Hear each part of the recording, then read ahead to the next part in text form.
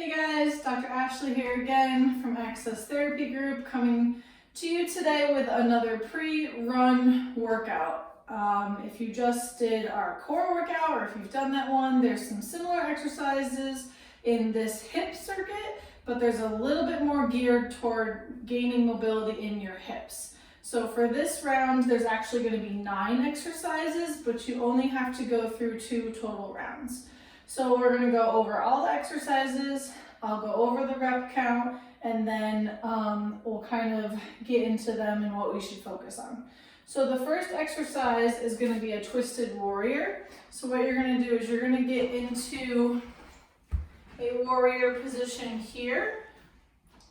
Front leg is going to be in line with your opposite arm to start. And what you're going to do is you're going to rotate your trunk up, plant this hand back down, rotate this side up, and come back down. So that's going to count as 1.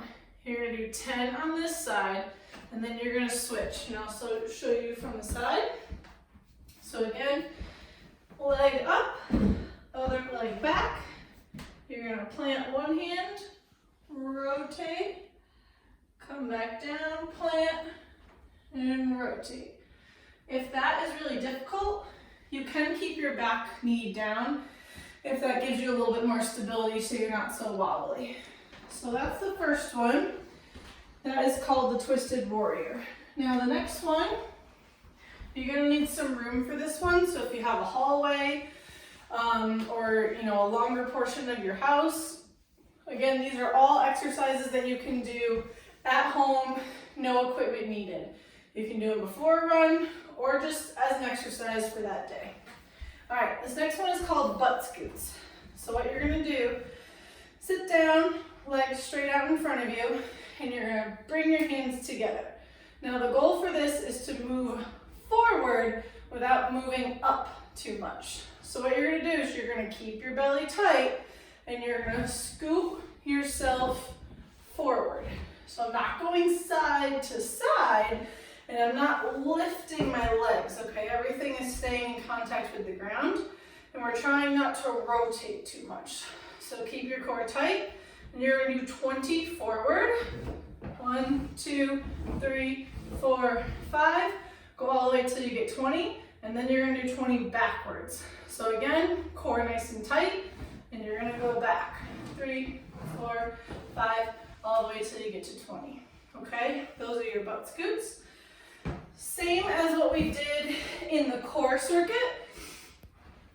Your hips and your core are connected, so it's very important to work both. This is your pigeon hip extension. So you're in modified pigeon pose. You're going to squeeze the glute of the leg that is back behind you, tucking your toes, squeeze, lift your knee off the ground, and come back down. Really important for this one, we'll show you from this side, that you're not coming forward and you're not lifting up, okay? The only thing that should be moving is your knee. So you're squeezing this glute, your core is engaged, you're not dropping your belly, you're keeping your core engaged. Squeeze your glute, lift, and back down. And you're gonna do 10 on one side and 10 on the other. All right, this next one can get kind of funky.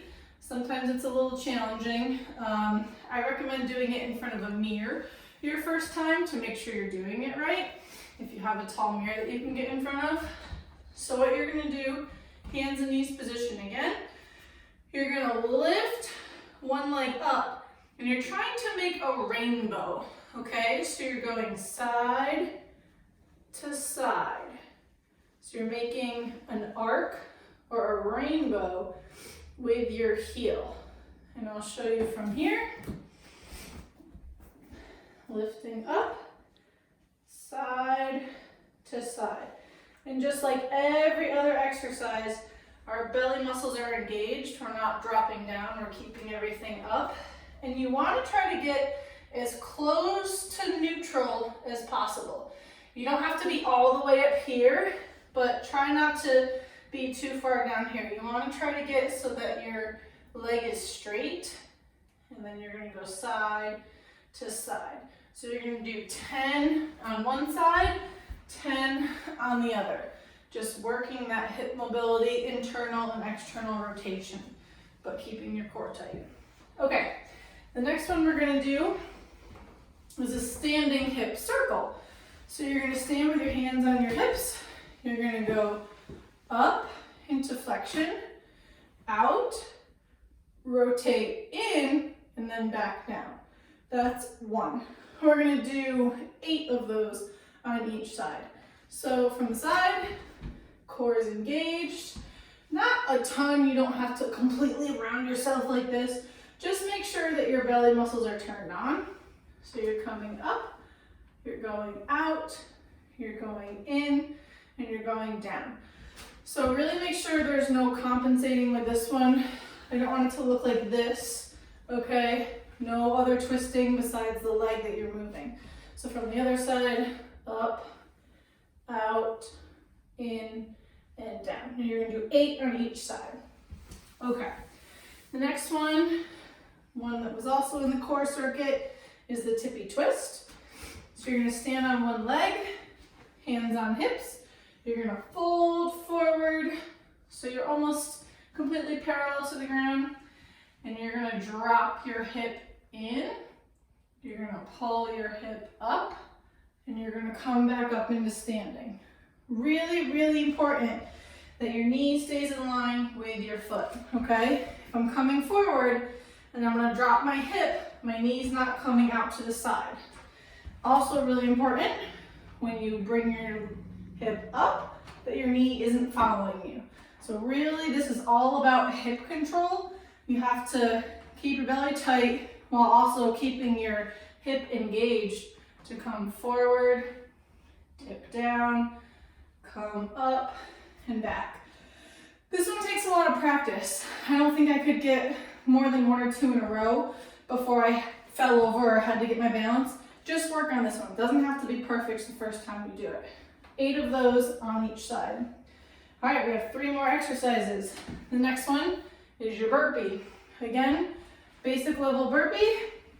Plant your hands, jump your feet back, core is tight, jump your feet forward, come up and jump.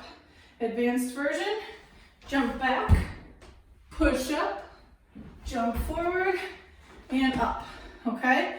We're trying to do 10 burpees here, getting your heart rate up, getting your body prepared to go for a run, or just getting ready for the day whenever you decide to do this exercise. 10 of those. All right, frog bridge. Laying down on your back. Feet are gonna be together, legs apart, arms up ahead of you.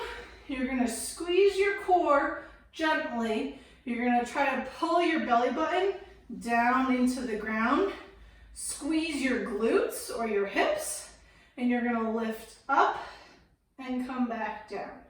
You're trying to do 25 of these, okay?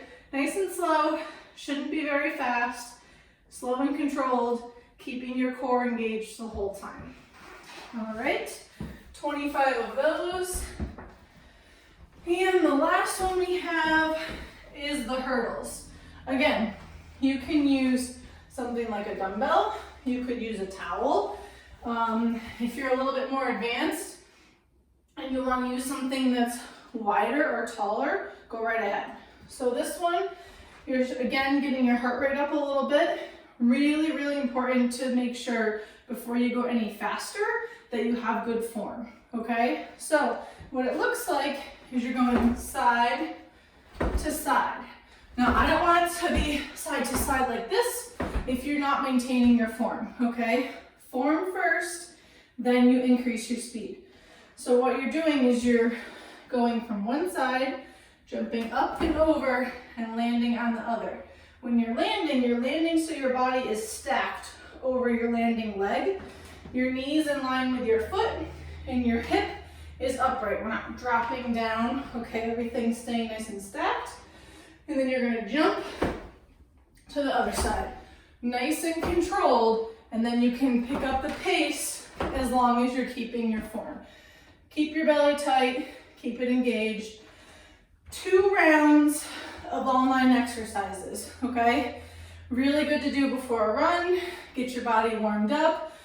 Static stretching is not good to do before a run. You want to do that after your run, okay? So this would take the place of your stretching. Foam rolling, that's good too. All those things are good before your run. Then do your static stretching, like your hamstring stretches, or your quad stretches after your run. All right, and that is your hip circuit. Thank you.